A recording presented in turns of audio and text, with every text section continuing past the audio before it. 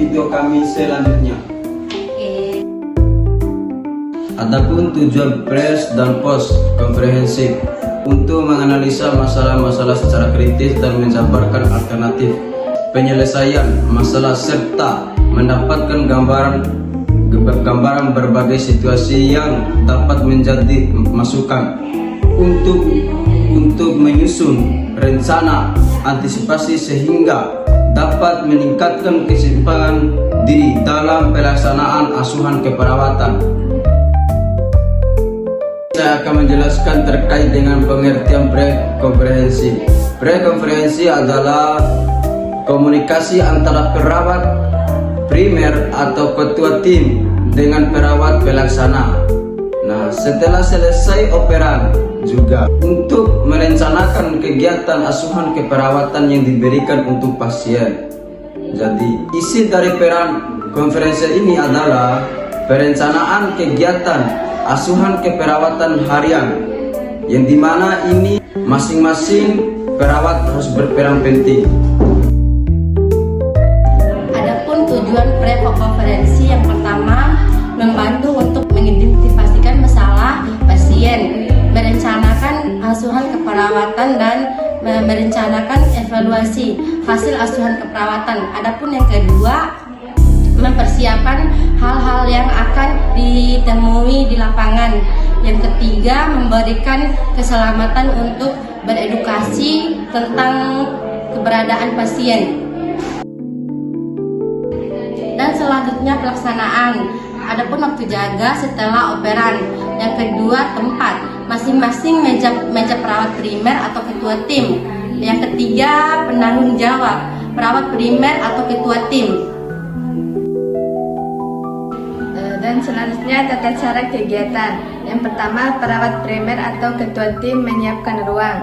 Yang kedua, perawat primer atau ketua tim membuka acara. Yang ketiga, perawat primer atau ketua tim menyiapkan rekan medis pasien yang menjadi tanggung jawabnya. Yang keempat, perawat primer atau ketua tim menjelaskan tujuan pre-konferensi. Yang kelima, perawat primer atau ketua tim memimpin pelaksanaan pre-konferensi. Yang keenam, perawat primer atau ketua tim menjelaskan masalah keperawatan dan rencana keperawatan pasien. Perawat primer atau ketua tim membagi tugas pada perawat pelaksanaan sesuai kemampuan yang dimiliki dengan perhatikan keseimbangan kerja. Selanjutnya, perawat primer atau ketua tim mendiskusikan strategi dan cara pelaksanaan asuhan pasien. Yang selanjutnya, perawat primer atau ketua tim memotivasi perawat pelaksanaan untuk memberikan tanggapan dan pelayanan masalah yang sedang didiskusikan. Perawat primer atau ketua tim mengklarifikasi pasien perawat pelaksanaan untuk melaksanakan asuhan keperawatan. Perawat primer atau ketua tim memberikan referensi positif atau perawat pelaksana. Perawat primer atau ketua tim menyimpulkan hasil pre-konferensi dan menutup acara. Selanjutnya, post-konferensi adalah komunikasi antara perawat primer atau ketua tim dengan perawat. Pelaksanaan tentang hasil kegiatan asuhan pasien sepanjang shift jaga dan dilakukan sebelum operan dengan perawat berikutnya. Isi post-konferensi adalah hasil asuhan dan hal-hal yang penting untuk dioperkan. Tujuan post-konferensi: memberikan kesempatan pada perawat untuk mendiskusikan penyelesaian masalah keperawatan serta mengevaluasi penyelesaian kegiatan keperawatan yang telah direncanakan. Selanjutnya, pelaksanaan.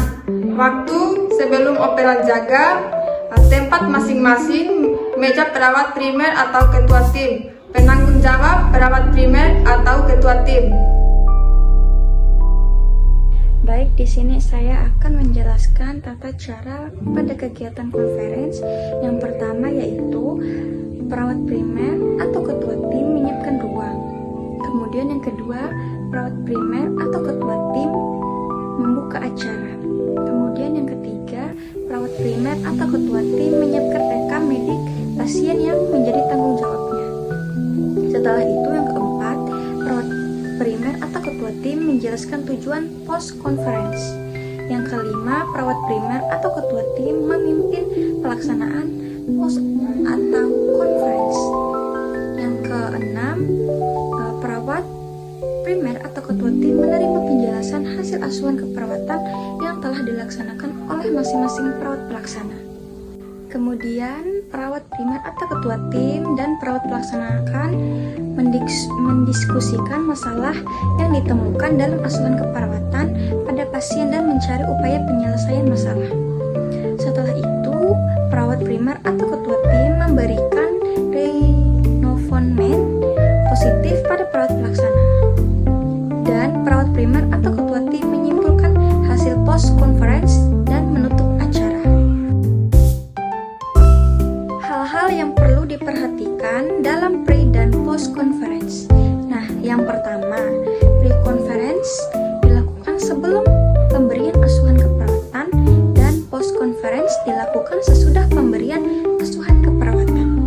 Yang kedua, waktu efektif yang diperlukan 10-15 menit. Yang ketiga, topik yang dibicarakan harus dibatasi, umumnya tentang keadaan pasien, perencanaan tindakan, dan data-data yang diperlukan.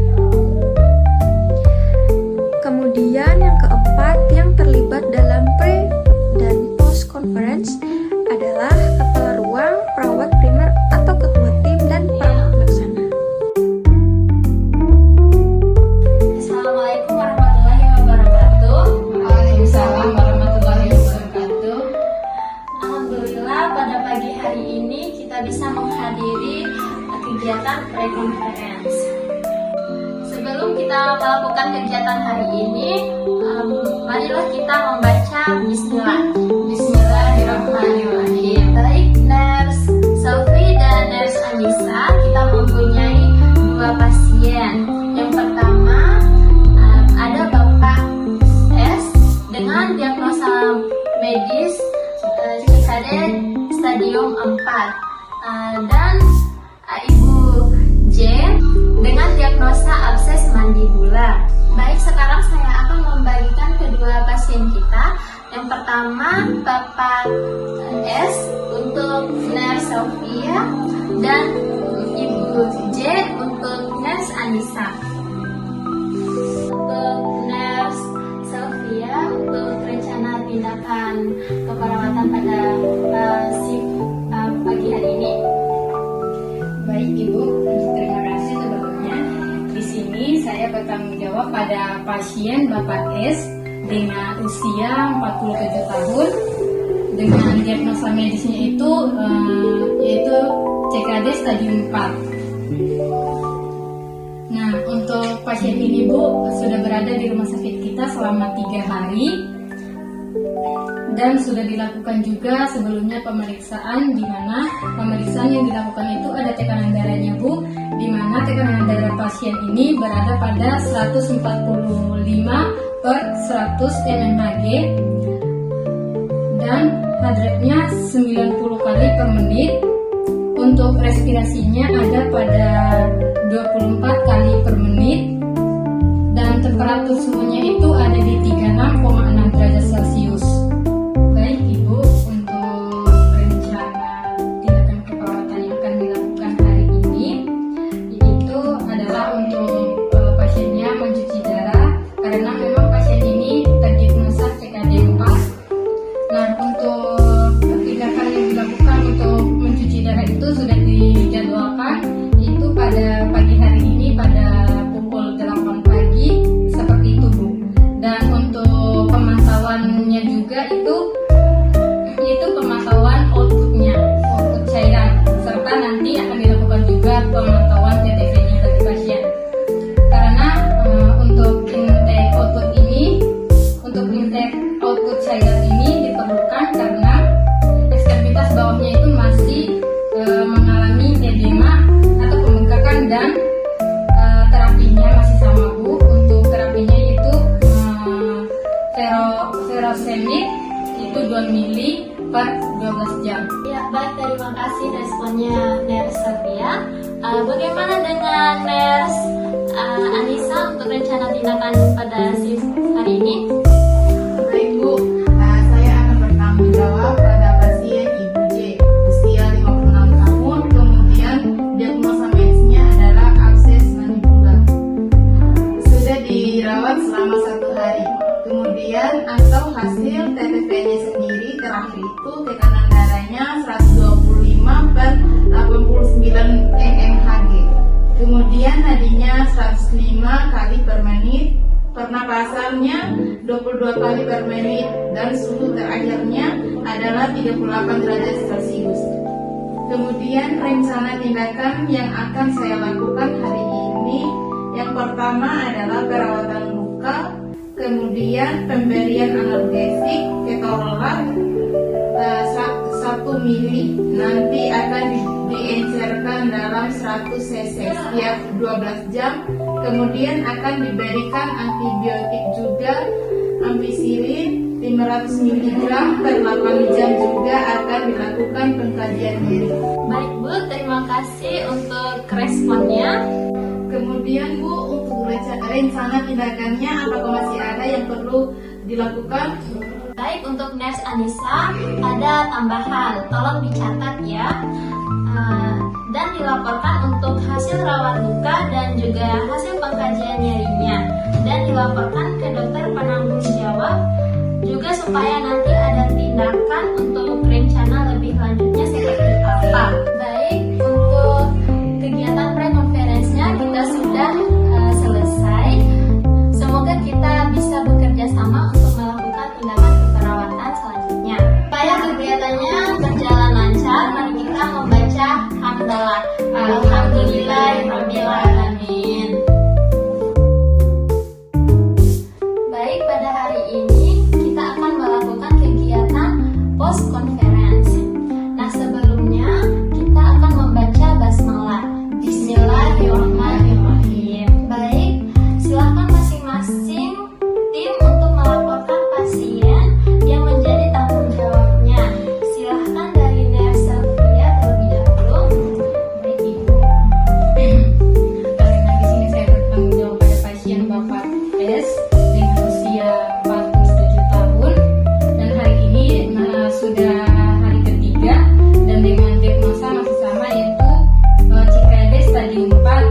Nah, untuk hari ini karena ada rencana di depannya adalah pemantauan TTC, maka hasil TTC hari ini adalah untuk tekanan darahnya itu ada di 138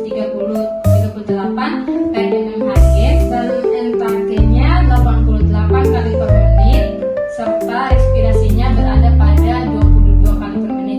Untuk temperatur suhunya itu berada di 36,4 derajat Celcius, sehingga setelah dilakukan cuci darah, untuk darahnya itu Ibu tadi kan darahnya itu berada di 145, sekarang sudah turun berada pada 138/90 mmHg.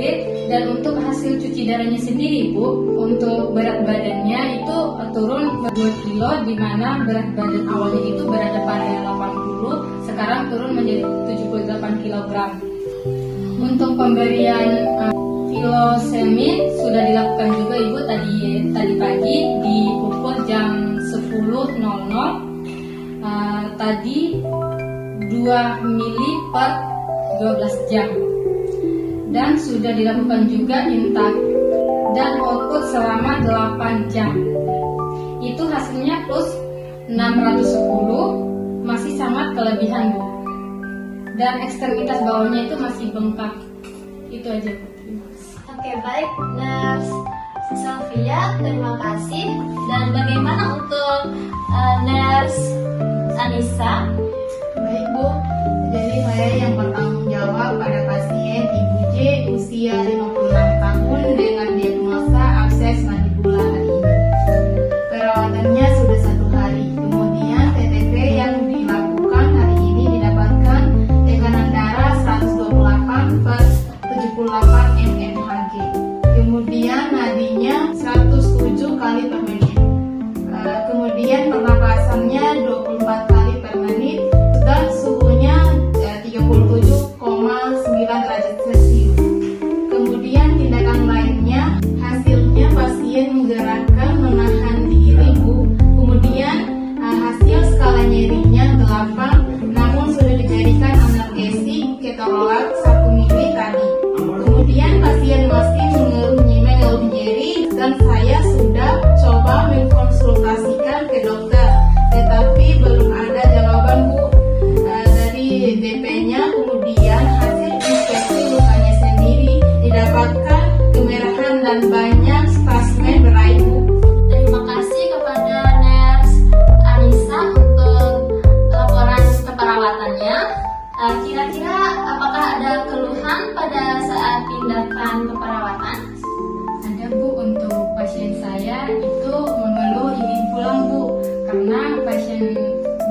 ini sudah berada di rumah sakit selama 3 hari.